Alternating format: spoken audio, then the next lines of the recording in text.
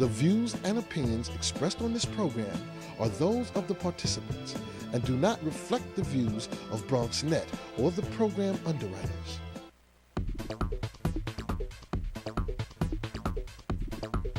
BronxNet.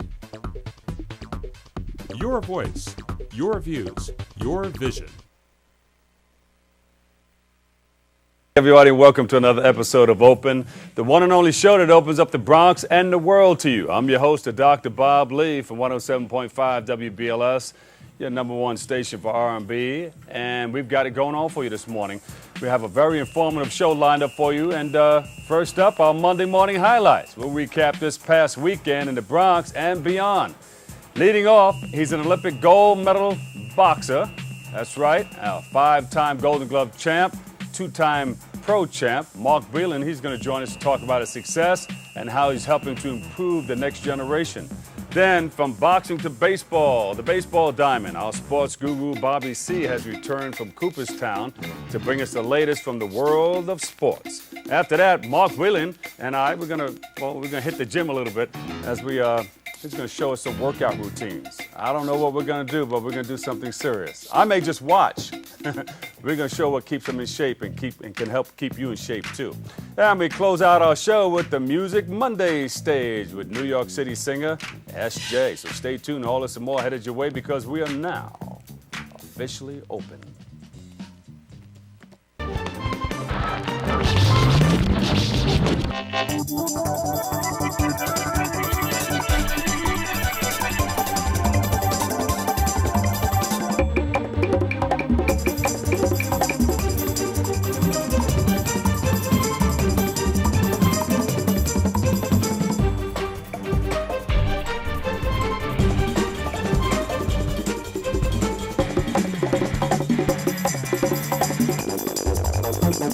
And good morning, everybody. I'm your host again, Dr. Bob Lee, and you're watching Open. This is Monday, July 25th. Wow, we're blowing by the year, huh? Summer's almost gone? Nope, but they're talking about back to school. Before we go any further, let's check out our resident DJ, Cool Clyde. He's celebrating a birthday this year, so I think he's going to be celebrating all week. DJ Cool Clyde, what's up?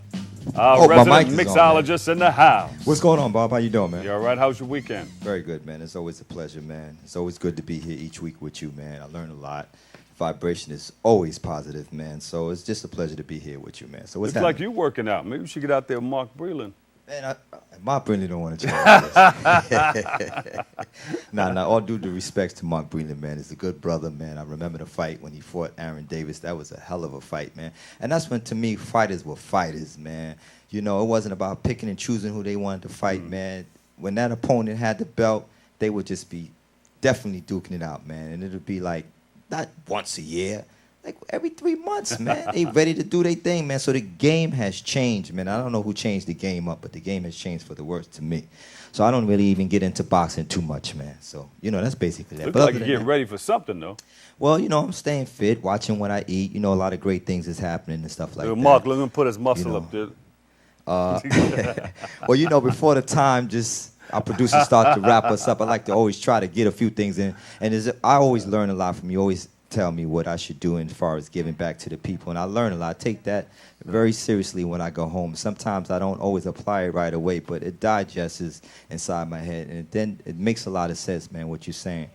So, you know, this Saturday, July 30th, New York State Assemblyman Eric Stevenson and I will be doing a Peace, Fun, and Unity Day on 169th Street and 3rd Avenue in the Bronx, which is, I was told that's the poorest section in the United States. And for him to be able to take on a leadership to change the face of that, to try to do his best in power, I think that's something that he needs to be commended for, because there are a lot of poor Black and Latinos in that community. And for him to shine spotlight and want to bring that vision to the White House, I think this is so important. So we need to come out and support. It's a family day. 169th Street, 3rd Avenue, over there by Claremont Gym. That's this coming weekend? Yeah, and it's going to be from 12 to 6. Everything is free. We're going to have face painting. Abdul Hafiz Muhammad will be there from the Nation of Islam. Fatim Muhammad, Al Sharpton's producer, will be there. Little Nat will be there. So this is going to be a whole list of people. We're going to have the Black firefighters that was on the broadcast, they will be out there. And Aton Edwards from Ready Up New York, he's going to be talking about if we ever have a disaster, are we prepared? And he talked about 9/11 way before it was going to happen. So he's going to be out there talking about stuff like that. So I think it's going to be very informative. We want everybody to come out in peace. Africa Bambaataa will be out there. Oh, so you there's going to be playing? a lot of people. Oh, yeah, me, Light and Lance, we're going to DJ. And we're going to go back because the request is, let's bring vinyl back. This is going to be a tribute to, like, True School, and we're going to have something for the new school. I mean, I got all the new songs, you know, Vada and Chop It, Break It Down and all that stuff for the new cats. So, you know, we going to do what we got to do. Kelly Rowlands, we going to put on a hell of a show out there and let people see how things was back in the days, man. And you know, how it's we still had alive. to cover up our vinyl when the sun was shining. Oh, yeah, and that's very important. And another thing, we used to Although even that thing cover up would warp up like that, those records would go. We used to cover up the label on the records also, so this way you couldn't tell who the artist was. It would made the DJs go out there and do their homework, and we would compete against each other. So we're going to bring it back, and I think it's going to be a great thing, and I look forward. And Bob Lee, I hope your daughter come out and sing, man, because we definitely going to give her a platform to do her thing. Sheena Lee coming out with her stuff soon. So that'd be a good look, man. So 169th Street, 3rd Avenue over by Claremont section of the Bronx. We want everybody to come out there in peace and fun, 12 to 6. And we're going to have a lot of special guests coming through. I can't really talk about it too much, but just come out and just have some fun, all right? There you go. I know what you're talking about. And thank you thank you. And happy birthday to myself. Happy birthday to you. And DJ Light Happy and Lance. birthday to you. And Kim, Happy oh, come on, man, birthday don't to start that, you, man. and You many making me more. shy, That's man. the abbreviated edition right there. And it's, you know, that'll be next Sunday, my Thanks, birthday. Cool Thank you Clyde. very much. I appreciate that, Bob. Our resident Peace. DJ. Thanks so much. All right, we got to take a quick break, but, we got a great show lined up for you. Before we take that break, we're going to kick things off with our Monday morning highlights. Here we go. What's going on? Yeah, what's going on? Tell me what's going on. I'll tell you what's going on. Right on. Right on. And we're finally seeing a little relief from the heat wave that crashed over New York City last week. The blistering heat and humidity started early last week, and temperatures soared to a scorching 102 degrees in the city. Almost broke the record. I think it broke the record for a couple of those days over the weekend, causing many residents, tourists, and commuters to sweat it out in the dangerous 3-digit temperatures. Con Edison reported over about 12,000 customers were without power this weekend, including some 3,000 people right here in the Bronx. In Times Square, tourists crowded into pockets of shades of wherever they can find it, where street vendors were selling spray bottles with fans attached to them for over $30. Can you believe it? $30 for just that thing, that little fan on it sprayed you. But people, hey, it was 102 degrees. People wanted it. Commuters on the trains, they were packed on Saturdays, and thousands headed to the area beaches, 4 of which were under a pollution warning after a fire earlier this week at the wastewater plant forced officials to dump millions of gallons of raw sewage into the Hudson River. Luckily, the heat started to simmer down on Sunday in time for the annual Bronx Dominican Day Parade. Thousands lined the Grand Concourse from East Tremont Avenue to 167th Street despite the heat to take part in the culturally colorful celebration. Today, temperatures are expected to dip even lower. And Con Edison has been working around the clock to restore power to neighborhoods still affected. If you're still without power, you can give Con Edison a call. Call Con Ed, 1-800-75-CON-ED. That's 1-800-752-6633. And it seems that the heat has inspired borough officials to make some much-needed improvements in the Bronx. Borough President Ruben Diaz Jr. announced over the weekend that he plans to allocate over $12 million in earmarks to pay for school renovations, as well as other housing, parks, and community projects. The funds will help pay for, among other things, a green roof on the new High Bridge Middle School, and a gymnasium, an overhaul on the Boys and Girls Club, that clubhouse in the Cortona Park area. And the gymnasium's new features will now include air conditioning and a separate room for dance lessons. Middle School 145 in Melrose will get an upgrade also, an auditorium, and a library renovation will take place at the Soundview Academy for Culture and Scholarship. And city officials say that the Bronx schools will receive the largest chunk of the cash, for the third year in a row, and very much needed. Let's take care of our schools, and let's take care of our children. And the blistering temperature, well, it didn't keep people from the Bronx from giving cancer a swift kick in the pants. Bam! It's an outdoor event, a boxing event at the Hunts Point produce market on Saturday night. Knockout Cancer, that's what it's called. It's a benefit for the American Cancer Society. Featured 5 competitive bouts. Among the participants were undefeated heavyweight Joe the Future Hanks, Alfredo Escalara Jr., Christina Ruiz, and veteran boxer Alicia Ashley. And Hunts Point Market is the crucial point right here in the Bronx to the well-being of people in 49 states and 55 nations, as well as those places. Well, all of those places receive fresh fruits and vegetables daily from the largest produce market in the world, right here in the Boogie Down Bronx.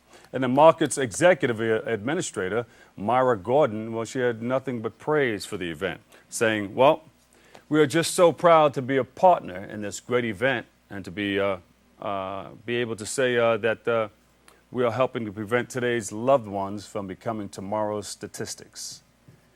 And those are your Monday morning highlights. Those are your Monday morning highlights right there. Coming up next, boxing champion Mark Breland. He's going to join us. But first, after losing his son, Christian, to a rare brainstem tumor, John Rivera, he started a foundation to help make a difference. BronxNet correspondent Sylvia Anglin, she reports from the second annual foundation fundraiser. Let's take a look. John Gungi Rivera is a role model within the community that, really wants to give something back. There is such a disease called DIPG that it can affect you, and it can knock on your door and one day deliver the death sentence that it delivers to parents. A little over 2 years ago, the Christian Rivera Foundation was formed for its namesake, a 6-year-old little boy who passed away from an inoperable brain tumor. Very debilitating for kids. I mean, one day a kid's normal, the next day he can't speak. You're not sure what's wrong with him or her. It affects 200 children in the entire North America each and every year. Once diagnosed, they're given 3 to 18 months to live, and there are no survivors. Christian was diagnosed at the age of 4 with a rare inoperable brainstem tumor. He will always be remembered as an independent and outgoing 6-year-old who had a love for Thomas the Train. I had the pleasure of knowing Christian and seeing John's devotion and love, for his son. And when his son passed, established his foundation, and he got us all involved, and it was an honor to be associated with it. My nephew, Javier Villamil, passed away from DIPG about a year and a half ago. The fact that he wasn't going to make it, he only had a couple months left, it was just devastating for us. Out of tragedy comes hope. John's passion and determination to find a cure over the past couple of years is paying off. It's just amazing how he's able to channel his loss for his 6-year-old baby into this movement. We're currently working with a doctor at Memorial Sloan Kettering in Cornell, Mark Swedane. He's already conducted the operation on a little girl, and it was very successful. On the road to finding a cure, the foundation is involved in many different types of fundraising events. We do about 6 events: a walkathon, an annual gala, which is a black tie affair, red carpet, a slew of great committee members who are joining me in my quest to put an end to DIPG. And the proceeds from this evening's event will go toward research and finding a cure for a disease that has a median survival rate. From the second annual Christian Rivera Benefit Fund, this is Sylvia Anglin for BronxNet. Thanks, Sylvia, for that wonderful report right there. Our first guest is a boxing great who became an Olympic gold medal winner in 1984. He also won 5 consecutive New York Golden Glove Awards with 23 knockouts in 24 fights. Woo! Well, we now welcome to the show Mr. Mark Breland. Bam, with the left hook and the right hand. And I'm getting flashbacks. I'm punching myself in the chin. Welcome to the show. How you doing? Thank you. Thank you. Good friend of mine. Yeah. So when did you first become interested in boxing? Oh, I was around 7 years old. One of the neighbors, his name was Elijah Best, older guy, friend of the family, took me to see Muhammad Ali and Joe Frazier. Oh. It was way up the top, but just the screaming and all that stuff was like wow. So then when I was. But in a fight like that, you can be anywhere in the Anywhere. arena or just Oh, yeah. watching on TV. Exactly. And you got caught up in the frenzy. Oh, definitely. And but the thing was, just being there. Yeah. And when I turned 8 years old, then he took me to the gym and he introduced me to my trainer, George Washington. And that's what did it, set it off right there. Set it off right there. So you began training. You didn't know where it was going to take you, though, right? Did you know that you wanted to become a pro? No, I mean I wanted to be a football player, but I was too small. And I was boxing, playing football. I couldn't play basketball. Yeah. Baseball, I played a little bit, but then I just kept boxing. My parents really didn't know what I was, because I had a duffel bag and I was taking my boxing equipment and everything in the duffel bag. So, but I just kept on boxing. It was a lot of fun, and I really enjoyed it. And then when did you first want to get involved in the Golden Gloves? Oh, well, I won the Junior Olympics in '79, and I was on the Muhammad Ali boxing team when I was 14. So back then, the Golden Gloves was like always real big. It was always a big thing. So then when I was 16, I trained so hard, because during the Junior Olympics, I was 147. So I trained so hard to get into the Golden Gloves, I went down to 139. Yeah. So my first year in the Golden Gloves, I was 139. And you taller than most people your weight, right? Yeah. You had that jab and that. I was 6'2". Yeah. And I was frail at 147 pounds. But you kept people away, bam, bam. Oh yeah, definitely. Set them up. Try to get in and get out. Yeah. So that was your first encounter with the Golden Gloves. Yeah. So after the Golden Glove, I heard about all the different records I wanted to break. One record I wanted to break was Sugar Ray Robinson's record, which was a 7-second knockout in the first round. Yeah. I got 9 seconds, so I was behind him. But I broke a lot of the records in the Golden Gloves, and but just the biggest thing in the Golden Glove for me was my first year when I went in the finals. They turned the lights out, and they got that light beaming on you. Yeah. I flashed back to Muhammad Ali and Joe Frazier, and I'm like, wow, I made it. I mean, to me, right there was bigger than the Olympics. And that was your first fight in the Golden Gloves? Yeah. Yeah. So you were a novice in your first fight. My first year. Those other 4, you fought open class. Open class, yeah. And it got tougher and tougher as it went along, but you just trained a little harder. I just trained harder. One. Oh yeah. I mean, the funny thing, my trainer George Washington, I think the first 3 years, well, the last year in '84, every time we would fight, he would say, "All right, champ, I only want to go up these ladders. I only want to go up these steps one time." I'm like, all right. I mean, I wasn't going out there to knock him out, but it just happened. But it's important for a trainer to carry you through it and thread you through it, and not rush you out there and become just a boxer. Oh no, I mean, setting up another guy to become definitely. champ. Oh no, we started when I was young, but I had a lot of things called smoker fights. Yeah. I had a lot of those fights, and then when I got into the was AAU at the time, and got into boxing in different places, George went there, and I mean, there were fights that I was scared. Yeah. And he would just say, "Oh, you got it, champ." Yeah. And the funny thing, with George, and God bless the dead, a great guy, but I always say I don't think he know my name because he always called me champ from the first day in the gym. Yeah. So it was like, wow. He had that vision for you. Oh yeah. Yeah. And he would, sometimes I could be boxing, and he'd say right hand. I'm like, wow. He was right. And he see it. Yeah. He see it before you, and that's important too. You have a guy in your corner or a group of people in your corner that can see things that you can't see. Because sometimes when you're in it, you can't see it. I mean, like I tell fighters, I mean, yourself, you see things that we don't see. Yeah. And they in the corner see things that you don't see. Now, why do they call them smoker fights? Because you don't supposed to see it. It's like non-sanctioned fights. You don't know the guy's record. But the funny thing about it, I was always tall and skinny kid, and I always thought they were smoker fights because they were smoking at the fight. And so I'm so tall.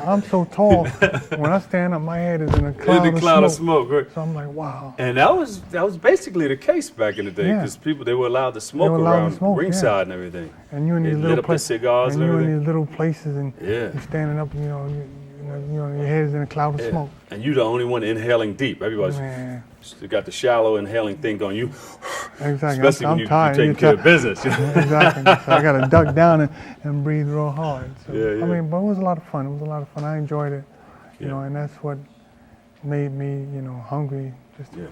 for So tell us about the Olympics. How was that feeling going through that? But honestly, it was a lot of fun. I enjoyed it. But the pressure was a killer because, There was more pressure there than there was anywhere. more pressure there than anywhere because as an amateur, I had 110 fights Yeah. and 1 loss.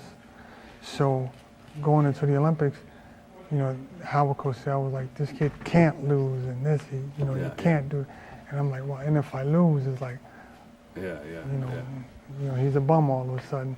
Yeah. So I just, even after the fight, after I won, I went to the press and they said, well, Mr. Brindle, how do you feel? After, That's. oh yeah, Explain that. Well, that's the finals. This Korean guy, I mean, he had a large size head, so I couldn't miss it.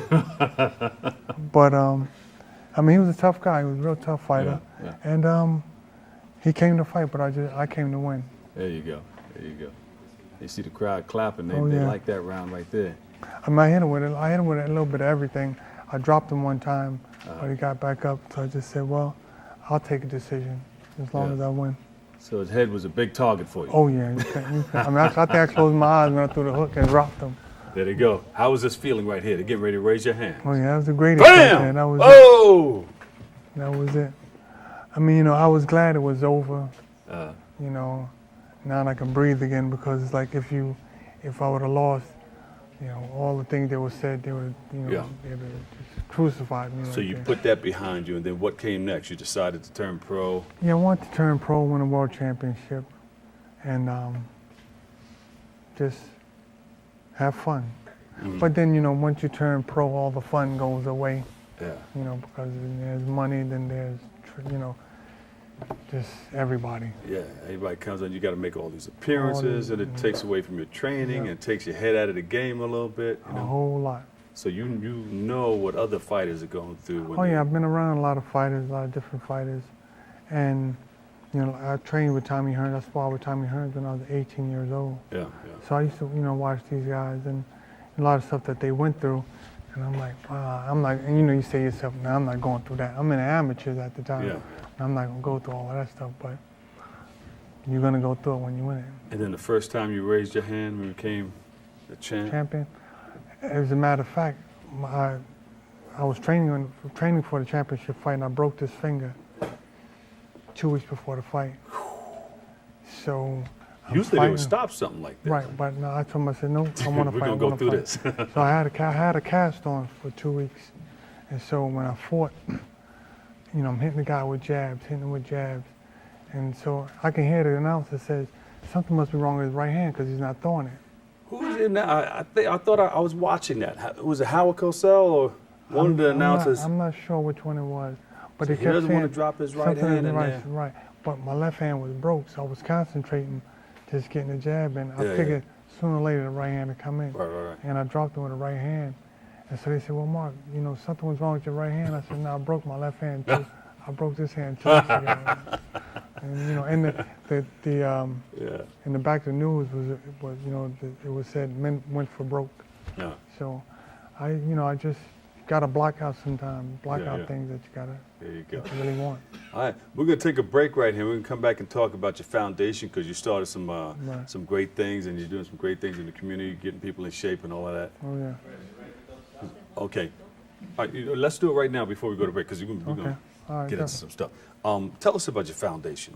Why'd you start it, and what's it all about? Well, being around the neighborhood, I see a lot of kids that I think maybe need help, and I guess so. I want to start a nonprofit organization where they have tutoring for kids and training, because my thing is you got to train the body, train the mind. Right. Keep yourself going, and it's like I said, it's a nonprofit organization where I just I'm gonna have college students tutoring the kids get them to have some professional trainers. Yeah. As far as like training kids, keeping them in shape. Good. And just That's just trying needed, to do the you right know. thing.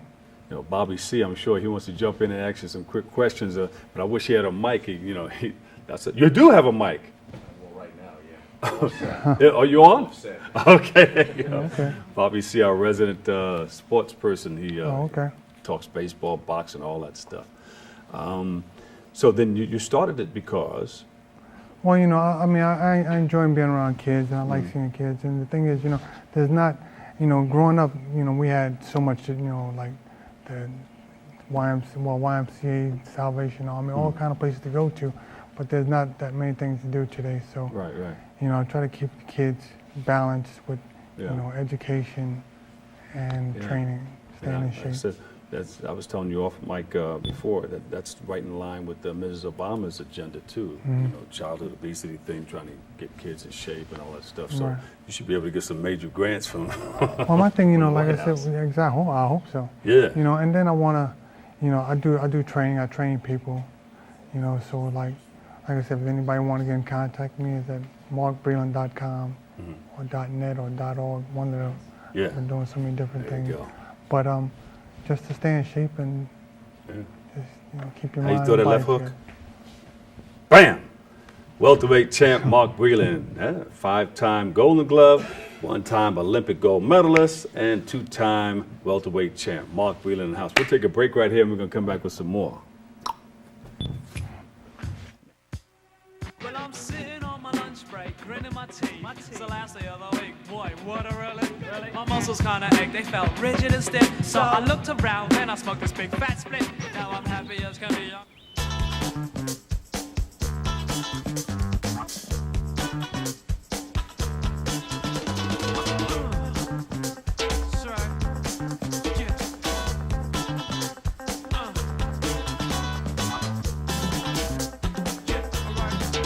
Movement. Along with weight loss, it's one of the many ways to fight osteoarthritis pain. For more information on managing pain, go to fightarthritispain.org. So, dude, I did the most shocking thing today. It was just something I never thought I'd do. Did your parents find out? My mom cried. What'd you do?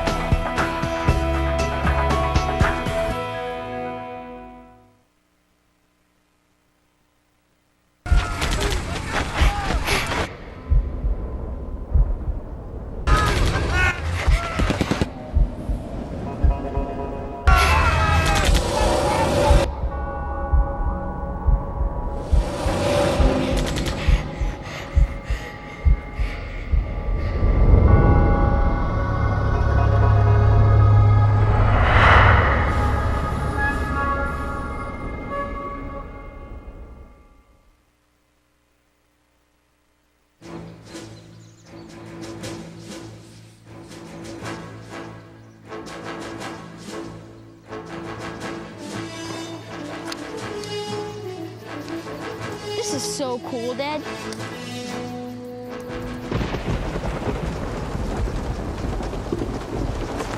Awesome. This is so cool, Dad. You don't have to be perfect to be a perfect parent. There are thousands of siblings in foster care who'll take you just as you are.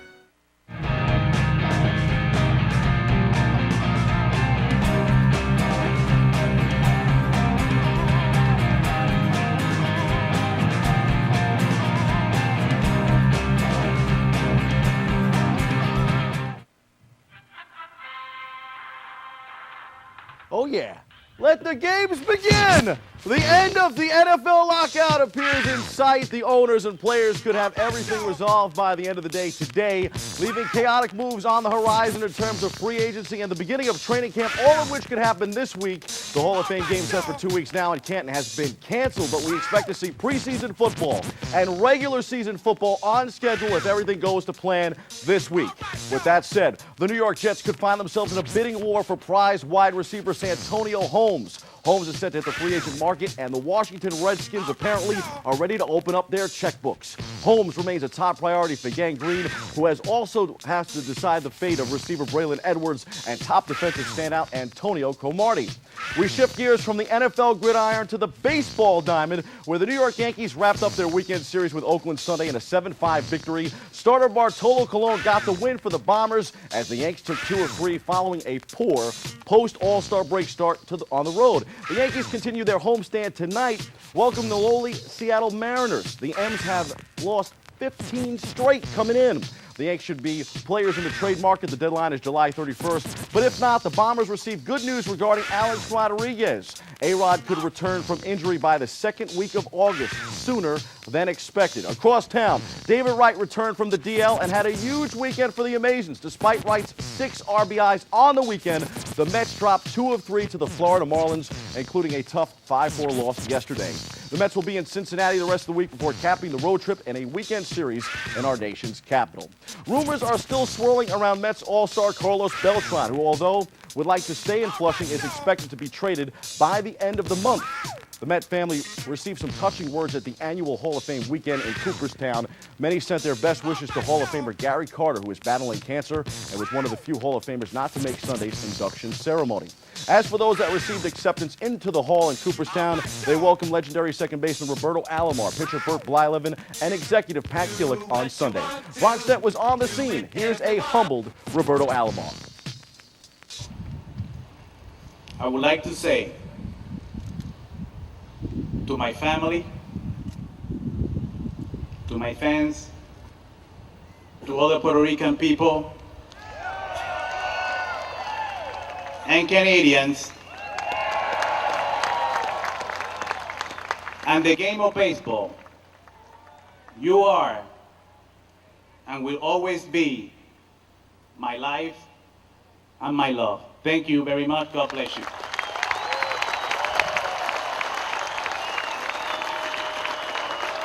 No party would be complete without a bunch of partygoers from the Bronx. Our friends at Latino Sports made Cooperstown a reality on Sunday for several youth and adults that wanted to see Alomar enshrined. Latino Sports CEO Julio Pabon organized a bus trip to Cooperstown. We caught up with Julio for more and another BronxNet exclusive. Check this out. The Bronx would never miss out on an opportunity to celebrate something like this. How have you guys been able to really take advantage of a special moment for Roberto Alomar?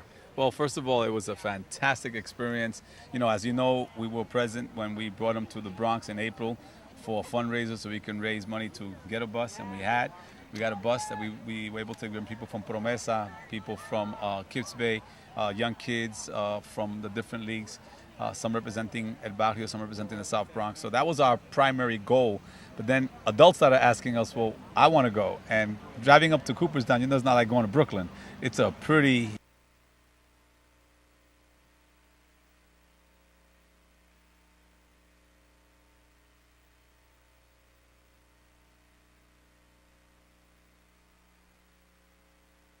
that. Great story. We'll have more on the inductions throughout the week. Those are the headlines. Let's hit the C-list for more on our trip to Cooperstown.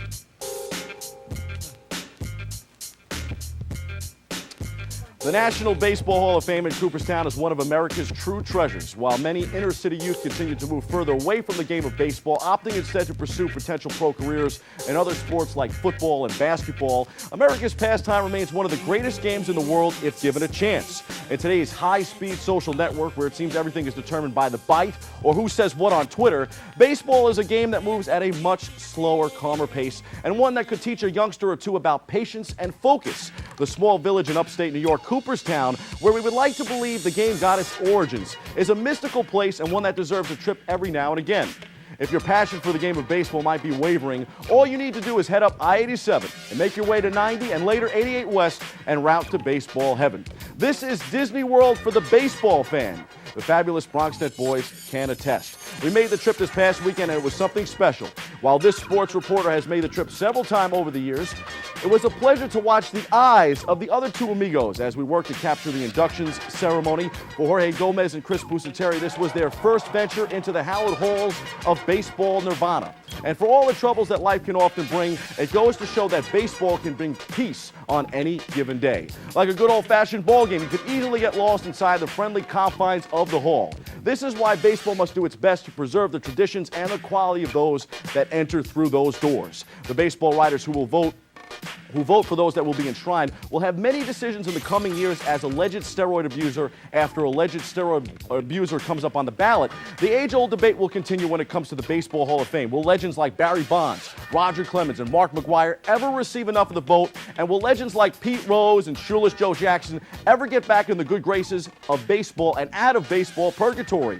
We caught up with Pete Rose, the all-time hits leader in Cooperstown, and like three little kids uttering the phrase, "Say it ain't so," we peppered the hit king with questions about his illustrious career and offered up our opinions about whether or not he belonged inside these cherished walls. The Baseball Hall of Fame is for the ultra elite, but as time goes on, more and more borderline Hall of Famers gain entrance. Not a big fan of that, but I do suggest a moral curve when it comes to enshrinement. I believe the writers will have a hard time deciphering how to quantify that, but the Hall should be for Hall of Fame players and for Hall of Fame people.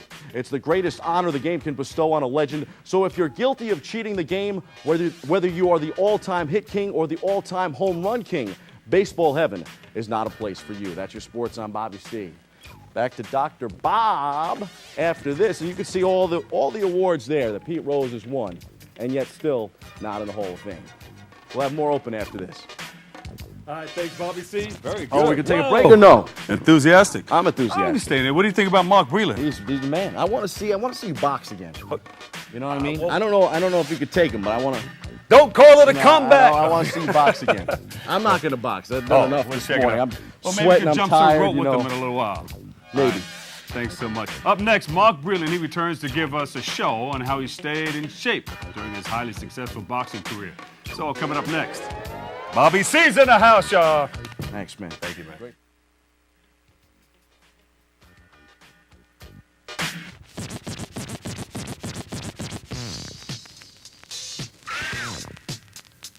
All right, y'all.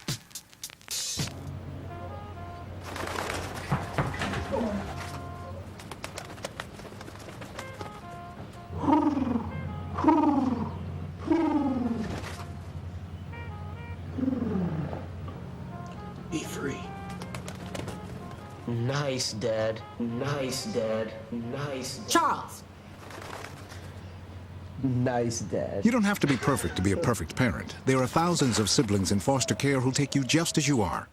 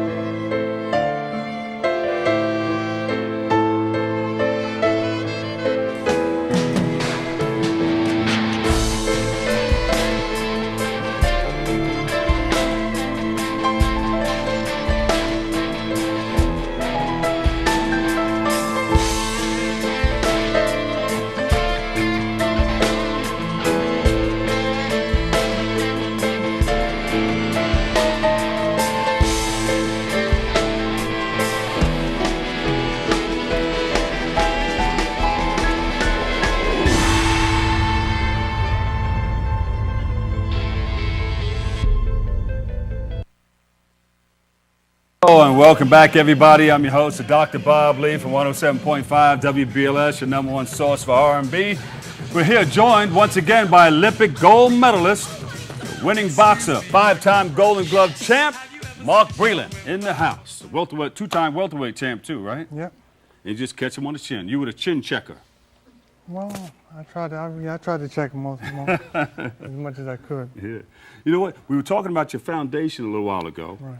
Before Bobby C came on, and we didn't give anybody information on how to get in touch with you. On our Facebook, Yeah. Facebook page.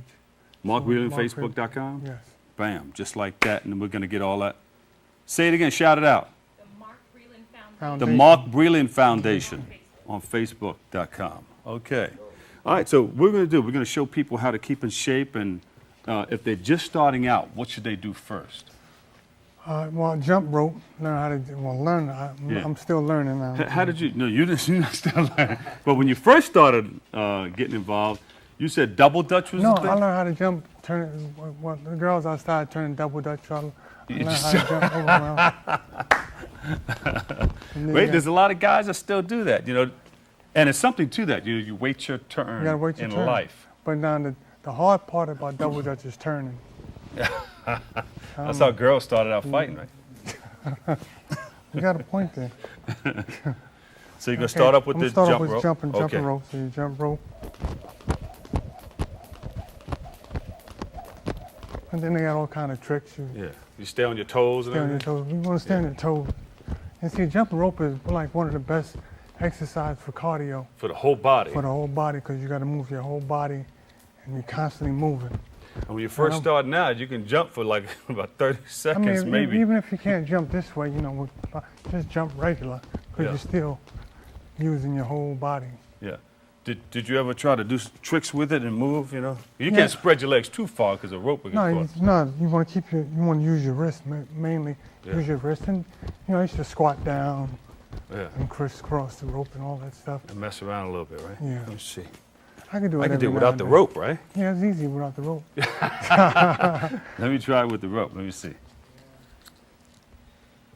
All right, turn your TV off for a second, yo.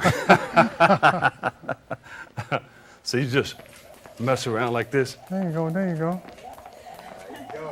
You can do the shuffle. Then you gotta cross it. Mess around like that. I don't know. I haven't done that in about 100 years, but now I'm breathing hard. Exactly. That's what that's what the rope does. I mean, it helps yeah. with a lot of cardio. And then, you know, with shadow boxing, you know, I tell people, you know, when you're shadow boxing, you want to turn your, you know, when you punch, turn your punches over. You know, and I mean, it's not as easy as it looks, because when you're throwing a lot of punches, say you put like 3-pound weights in your hands and just doing this here, you'll feel them in a few minutes. Yeah. And then, you know, you just throw different punches, you know, and just, it keeps your shoulders strong and keep your mind together. Yeah. How about the heavy bag? Well, hitting the heavy bag, you know, gives you more power in your shoulders. Boom. And, you know, just a little twist in the waist. Yeah. Because all your power comes from golfers do that too, that little twist in the hip and the waist. See, people think they could just throw their arms. I can throw my arms, but the golf, I mean, I've been twisting in golf for a long time. But I've been digging the holes. Digging a lot of holes. Sand guy comes and puts the patch back in there. No, the whole truck comes. The dump truck. But it's important because sometimes you're just throwing your arms and you're not hurting the guy. Right. I mean, you can if you know what you do, right. But you want to throw your body up in it too. You want to throw your whole body, turn your whole body into a punch. You know, when I throw my right hand, I throw the whole everything, my leg, my toes, everything. And if I miss, I'm gonna land on top of you, so you can't hit me no way. Well, most of your knockouts by right hand or left hook? Right hand. Right hand. Prepared with the jab. Yeah, you set them up. I set them up with the jab. Yeah. To where, you know, I hit them with jab. So many jabs, it's like, I know it's coming. When is it coming? The attitude, I know it's coming. When is it coming? So. And then you can time somebody. You keep throwing the jab. Now they want to try to move over a little bit. Right. All right, I'm gonna throw that right hand right there where they're gonna move. Bam! But my thing, I'm jabbing you, and so if a guy got his hands up here, I'm gonna do things. All I want to see is this part of his chin. Right, so I might do this here, and then you got a half a second to get in. Right. Just get it in. Buckles, call it a night. Knees and everything leave your body. But I mean, you know, like I said, just staying in shape and doing different sit-ups. You know, I do all kind of different sit-ups. Yeah. Jumping rope, shadow boxing, hitting the speed. But that core is important too, because definitely. It's in charge of moving that whole thing. I mean, a lot of people think sit-ups are easy, and you know, it's like, oh, I got a good stomach, but I do certain sit-ups, and they're like, wait a minute, this is different. I'm like, yeah, it just catches now you got to use parts. now you got to use your whole stomach to do it. Yeah. You know, so you know, people do regular crunches and sit-ups. I mean, that's good, okay, but now do these here, it's totally different. So what else did you do different in training to give you the edge on your opponent? Because everybody does the jump rope and the sit-ups and the push-ups and hit the heavy bag and the speed bag and shadow I got a box. lot of rest. A lot of when rest. I was training, I did. I got a lot of rest when I was training. But one thing when I was in training camp, like what I was saying earlier about the mind and the body. Yeah. I would train hard, but every place where I trained at, everywhere I would go training, I would find a comedy club. Yeah. And I would just And go laugh a laugh. little bit. Yeah, I would just go laugh all the time. Yeah, because people get nervous I met a before lot fight. of I met a lot of comedians. Yeah. Because I was always at comedy clubs. Right. It's good to keep your mind, just. Because a lot of fights are won before you even step in the Before ring. you step in the ring, exactly. A lot of people are like, it's like staring at a guy in the middle of the ring. You can tell if a guy's standing there and he does this here, and they just look at each other, flies can go through. You're not gonna blink. But if you go there and you do this here, it's like you my man. I got you. It's a wrap. But it's just different things, psychological, just psychological is there a tricks. fight in your mind that you can remember where you felt most comfortable? You said, I got this. All of a sudden, you were able to take him out when you were, all right, I'm gonna lay him out in the 6th round, or I'm gonna lay him out in the 4th round, because it's going my way. He's fighting my pace. Well, this guy I fought, named Darrell Anthony, he's the only one that ever beat me in the amateurs. And I fought him my 4th pro fight. I think I stopped him in the 3rd round. And I really wanted to get him back for beating me. And I knew I had him. I just set him up and caught him with the right hand. Caught him up, and caught up with him in the 3rd round and got him out. What was the most devastating knockout? Because sometimes people fall on their face, boom, boom, boom, they just lay. Sometimes their legs just go. Well, I think when guys fall, I just seen a fight recently, Paul Williams. When a guy falls and his eyes are still open, and when he hit the canvas, his eyes don't even close. He's just sitting there with his eyes open. Gone. He got to go to the hospital. That's an ugly knockout. Yeah. That's an ugly one. Got to come in and get him right away. Like I tell people, I said, if you're a fighter, most fighters, who are guys who knock out a lot of guys, and if you look back, it's like, they get caught too after a while. Yeah. Aaron Davis, he caught me. That was a hell of a fight, tough fight. Marlon Starling, tough fight. I hit him with everything in the book, but he kept coming. And if you look at these guys after the fight, and you look at me, I'm like, look like I won, but no, I didn't win. Yeah, so, but Aaron Davis kept coming for he different kept reasons. coming, They found out later on. So give us some. He's from the Bronx. Yo, he got dusted a little bit though. So give us some foot movement and stuff before we break. Well, just moving around, just dancing, just stepping, just keep stepping. And you don't want to get hit. You don't want to be in the range of fire. Yeah. I think keep your left shoulder towards him. And you got to keep sliding, right? Keep sliding, keep getting out the way. Stay on your toes. Because the thing is, I want to hit you more than you hit me. Right. There you go. The champion's in the house, Mark Breland. Mark, thanks so much for coming by. Thanks for having me. Give us that blog. The Mark Breland Foundation on Facebook.com. Mark Breland Foundation on Facebook.com. Mark, catch me on the chin right here. Here we go. See how the knees just leave your body? Thanks to you, Mark. It was really a pleasure having you right here on today's show. Bam, bam. All right, we're going to get some more information on how you can get involved with Mark Breland's Foundation. But please visit the Mark Breland Foundation blogspot.com.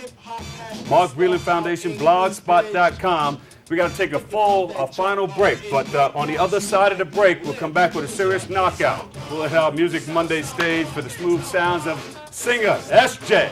Don't go anywhere. We'll come right back. Bam! To express one thing. I am a teacher and others the kings. If that's a title they earn, well, it's well deserved. But without a crown, see, I still burn. We're all born free and equal. Don't discriminate. These are your human rights. There are 30 of them. They belong to you. You don't have to buy them, or apply for them, or ask permission to have them. Damn! They're just yours. No matter who you are, where you're from, how old you are, or anything else. It's just that simple. Now, some people may try to ignore your rights, or violate them, or pretend they don't exist. But they can't change the fact that they're yours. Human right number 30. No one can take away your human rights. What are human rights? Find out at youthforhumanrights.org.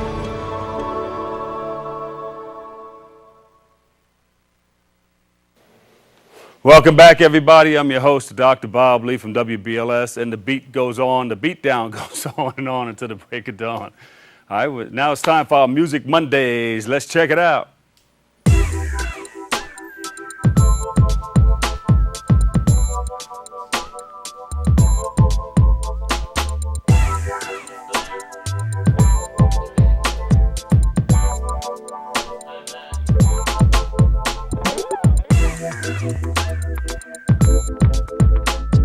He's a rising star in New York City and beyond, making his mark in the studio and on stage.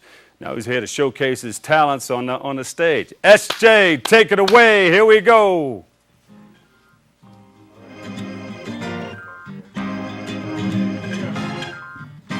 Hey!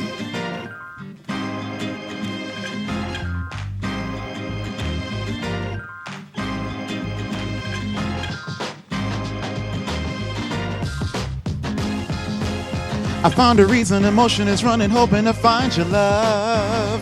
And I know that it's just too good to be true. I can cross the oceans and rivers, I can fall deep in love. And even though the years roll by, our love's brand new. And that is why I love you. Sweet as can be, I adore you. Nobody else above you. That is the reason I love you. Sweet as can be, I adore you. Nobody else above you. That is the reason I. There's a special time and occasion for everything. And it's time we reunite and follow through. And the vows and promises you've given that say you need me for life, to honor and cherish forever only you. And that is why yeah.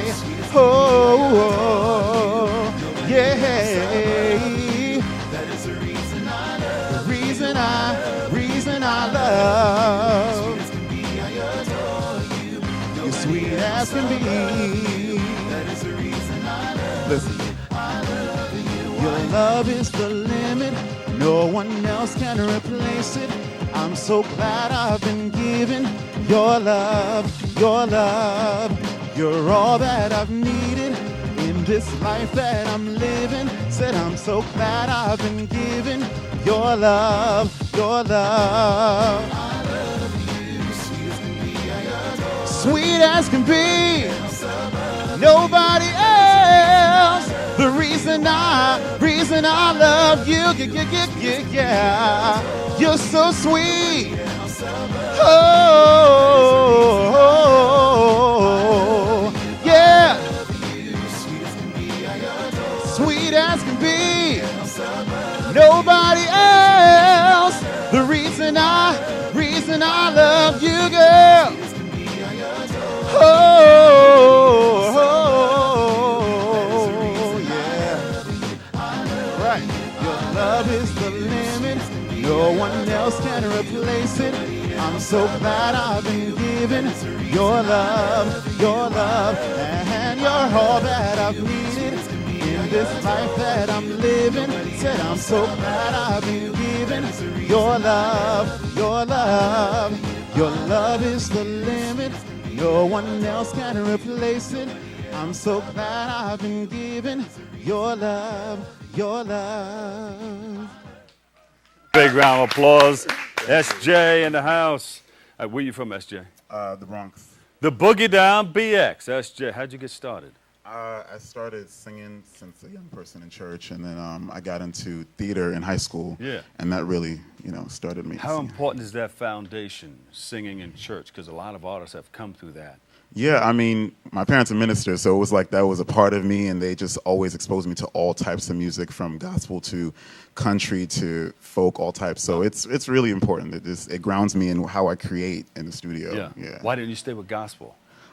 Because for me, I've been, with my travels, I've seen so many genres and how it reaches that at some point I may do a gospel album, but right now I want to mix in inspirational with more love songs and things that I like Stevie Wonder style type things, stuff like that. So. Stevie Wonder and some of the others, who Stevie Wonder influenced you? Yeah, Stevie Wonder, Teddy Pendergrass is a huge influence, the Carpenters, Michael Jackson, of course, and all of those greats, Diana Ross, all those people. Yeah, and of course you try singing some of their records and everything. Yeah, Give me a quick Teddy Pendergrass. Like, what was your favorite record? Just to. I like 60-40, 50-50 love.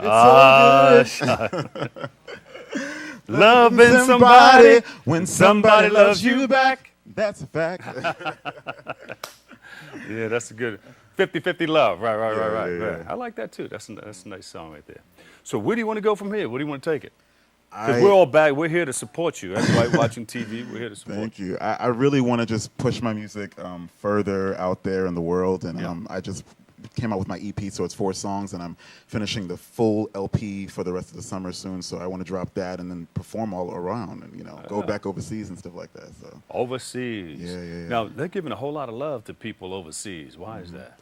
It's out there, especially doing theater out there. It's just an acceptance of different artists, as opposed to here. Sometimes we focus on one artist being one way, and then that's the only person we really admire. But here it's like everybody has an open. So you want to put your CD out? You want to sing? What about Broadway? Yeah, I've actually gotten a couple of Broadway callbacks, but right now I'm completely focused on the music. But if Broadway calls, I'll do it. Because there's a lot of singing in Broadway too. Oh yeah, definitely. Yeah. But and I'm trained as an actor too, so I want to get into film as well and all those things. You got a monologue? No, not right now. You knew I was going to ask you to do it. Right? Smart. You knew I was going to ask you to perform. Let me hear that monologue for a second. And then you have to get into character. I don't know why they hit me so much when I was growing up. I must have been a bad boy. Anyway. Actually, the last show I was in was completely in Italian, so I haven't done a lot of... You speak Italian? I speak a good amount of Italian. Hey, tu si pas, hey. But that was very good, very good. So what's the name of the album? It's self-titled SJ, so that's SJ. the EP, yeah. And what's your favorite song on there? They're all good. They're all my favorites, yeah. But there's some that touch me more than others. But yeah. There you go. Where can we reach you? You can reach me at sj.com or go to facebook.com/SJ, and I'm on Twitter, SJ Music, and that's it. All right, SJ in the house. Give him a big round of applause, everybody. Why don't you come on out? Mark, why don't you step on in here too? That's about all the time we have for today's show. Many thanks to all of our guests for tuning in and checking it out. And, of course, you, our viewer, for checking us out each and every Monday. You can go to markbreland.com. Mark Breland forgot to get that. markbreland.com and find out more about if you want to get involved in this training sessions or if you want to get involved in this foundation. Stay tuned for Open on Wednesdays with Darren Jaime. Always remember this: what you are is God's gift to you, and what you make of yourself is your gift to God. You choose your choice and let your choice control the chooser. I'm the Dr. Bob Lee from all of us here at Open. Have a great and enjoyable day. We love you all. Peace. It's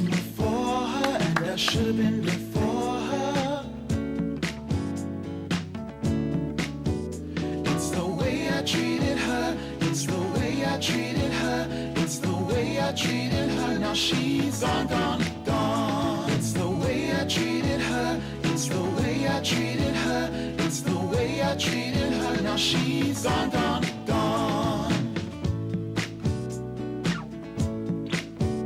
It's about growing and living, and it's about being forgiven.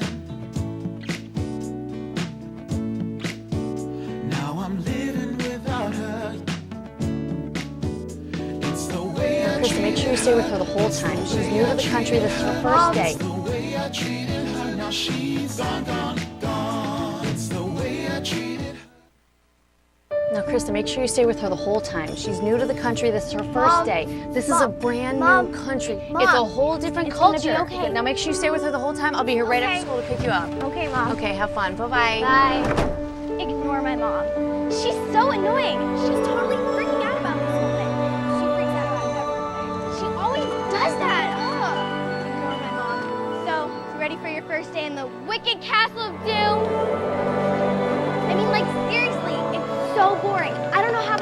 through this like every single day. How many schools do you have in your village?